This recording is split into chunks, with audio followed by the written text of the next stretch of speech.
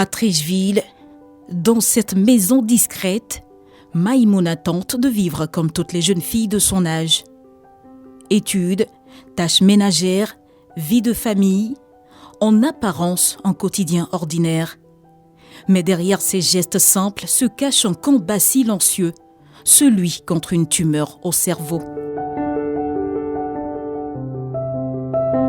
À seulement 19 ans, Maïmouna vit avec une maladie qui bouleverse sa vie. Elle se souvient des premiers signes. Souvent, je sentais les mal. Souvent, j'ai mal, ça me tire. Je sens les courbatures. Au début, de simples douleurs, puis peu à peu, un gonflement visible, impossible à ignorer. Mais la maladie ne fait pas que souffrir le corps, elle expose aussi au regard des autres. Je reçois les moqueries dehors. Les gens se moquent de moi par rapport à mon handicap. Ils me posent les doigts sur moi. Même souvent, quand j'étais au primaire, j'avais envie de sortir à 10 heures. Parce que quand je sors, les gens se moquent de moi. Le tribunal des préjugés, un poids supplémentaire à porter. Ses parents, eux, se souviennent des débuts de la maladie. Le mal a commencé par une tache au niveau de là. Et après, on a vu qu'à ce niveau, ça commençait à gonfler. Lorsqu'elle avait 4 ans, je pense. C'est en 2014 qu'il y a eu l'opération CHU de Treichville. Donc, lorsqu'ils l'ont opéré, on s'est dit, oh Dieu, c'est fini.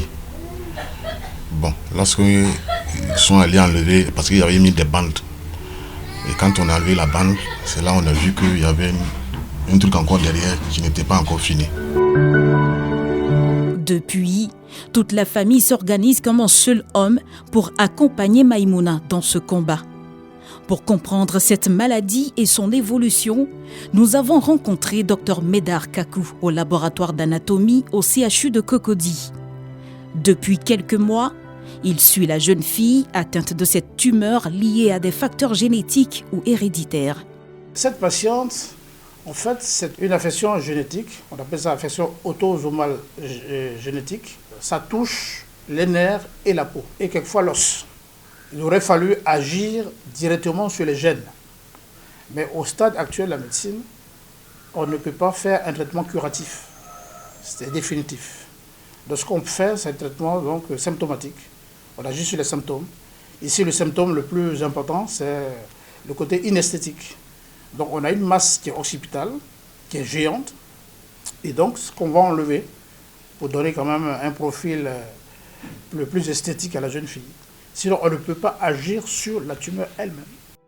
Selon le spécialiste, ce type de tumeur peut évoluer lentement, mais exercer une pression sur certaines zones du cerveau. Lorsqu'il y a une néoformation qui se met en place, eh bien, cela augmente la pression de base. Et donc, la personne va commencer à se plaindre de maux de tête, ce qu'on appelle céphalée. La personne va avoir des signes dits de localisation, par exemple. Si c'est une zone motrice, la personne va commencer à avoir une paralysie. Ou alors si c'est une zone de langage, la personne va avoir des troubles du langage. Le cas de Maïmouna n'est pas isolé. Un enfant sur 3000 naissances en Afrique est atteint de tumeurs cérébrales héréditaires, d'après les experts. À ce jour, il n'existe pas de chiffre officiel récent pour la Côte d'Ivoire, mais la maladie est bien réelle. Des cas peu fréquents et des opérations encore plus rares, comme celui d'une jeune patiente prise en charge il y a plus de 30 ans, en 1992. Malgré la douleur et les épreuves, Maïmouna avance un pas après l'autre, avec un suivi régulier, un traitement adapté et des contrôles constants. Elle bénéficie d'un accompagnement indispensable pour stabiliser la maladie, afin de continuer à vivre comme une jeune fille ordinaire.